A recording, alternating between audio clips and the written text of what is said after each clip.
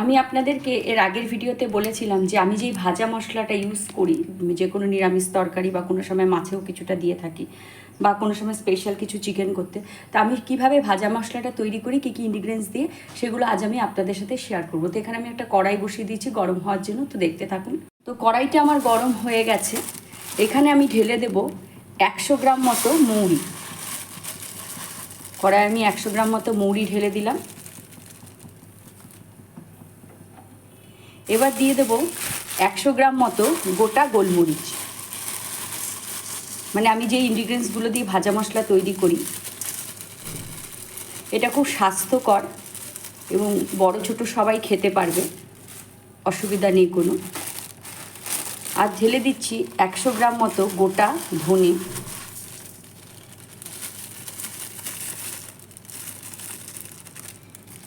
আর দেব 100 গ্রাম মতো গোটা জিরে।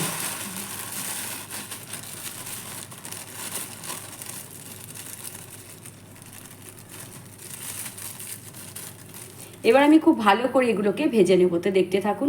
এই 4টে মশলাকে, গোটা মশলাকে আমি খুব ভালো করে ভেজে নেব।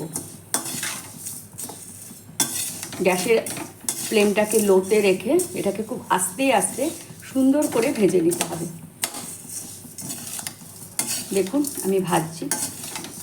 এই ধরনের মশলা আপনারা যদি বাড়িতে তৈরি করে রাখেন, তাহলে যে কোনো কিছু, ধরুন হয়তো ঘুগনি করলেন বা ফুচকা তৈরি করলেন, তার মধ্যে এই মশলাটা দিলে খেতে ভীষণ স্বাদ হয়। অপূর্ব একটা গন্ধ বেরোয় এই মশলাটা থেকে, ভাজা মশলা। অথচ বাড়ির তৈরি করা, কোনো ভেজাল নেই এর মধ্যে। আপনারা এই ইনগ্রিডিয়েন্টসগুলো দিয়ে, আমি তো 100 গ্রাম করে নিয়েছি, আমার মোটামুটি এতে মাস চলে যাবে। এবার আপনারা যদি চান তাহলে কোয়ান্টিটি বাড়িয়েও করতে পারেন, কিন্তু যেই কোয়ান্টিটিই করুন না কেন প্রত্যেকটা যেন একই মাপের হয়। আপনারা যদি 100 গ্রাম করে করেন তাহলে এই 4টে ইনগ্রিডিয়েন্টস যেন 100 গ্রামই থাকে। আবার যদি 200 গ্রাম করেন তাহলে সবই যেন সমান থাকে, মাপটা যেন প্রত্যেকটা মশলারই একই থাকে। তো দেখুন আমার প্রায় হয়ে যাচ্ছে ভাজা, আমি আস্তে আস্তে ভাজছি। এরপর নামিয়ে আপনাদেরকে দেখাচ্ছি, আপনাদের কাছের থেকে দেখাচ্ছি আমার ভাজা হয়ে গেছে। এবার আমি নামাবো। দেখুন এমনভাবে ভেজেছি যাতে একটা মশলাও পুড়ে যায়নি, অথচ খুব সুন্দর একটা মচমচে মতো ভাজা হয়েছে। ঠিক মশলার গায়ের যে রঙটা ছিল সেটা কিন্তু রয়ে গেছে। সেরকম আস্তে আস্তে ভাজলে সত্যি মশলাটা কিন্তু খেতে খুব ভালো হয়। তো দেখতে থাকুন। তো দেখুন মশলাটা আমি এবার একটা পাত্রের মধ্যে নামিয়ে নিয়েছি। এবার এটাকে আমি ঠান্ডা হতে দেব। ঠান্ডা হওয়ার পরে এই মশলাটাকে আমি মিক্সিতে গুঁড়ো করে নেব। তো যতক্ষণ পুরোপুরি ঠান্ডা না হচ্ছে তার জন্য অপেক্ষা করি।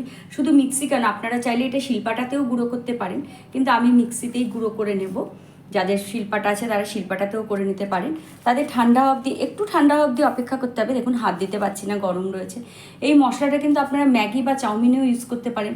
অনেক সময় কি হয়, বাচ্চারা ম্যাগি খেলে হয়তো প্যাকেটে যে মশলাটা থাকে সেটা তো আমরা দিতে চাই না, অনেক সময় হেলথের ব্যাপার থাকে। সেই ক্ষেত্রে কিন্তু আপনারা এই মশলাটাও তাদের ম্যাগির উপর বা চাউমিনের উপর ছড়িয়ে দিতে পারেন। এতে হেলথও থাকবে, সবই থাকবে। তো আমি এই মশলাটাকে ঠান্ডা হতে দিয়ে দিলাম।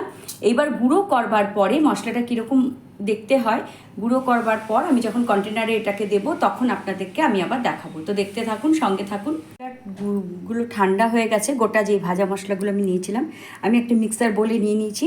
এবার গুঁড়ো করে আপনাদেরকে দেখাচ্ছি। মিক্সিতে গুঁড়ো করার পর এরকম দেখতে হয়েছে। এবার কন্টেনারে ঢালার পর আমি আপনাদের দেখাচ্ছি কেমন দেখতে হয়। মশলাটা আমি কন্টেনারে ভরে নিয়েছি, দেখতেও সুন্দর হয়েছে।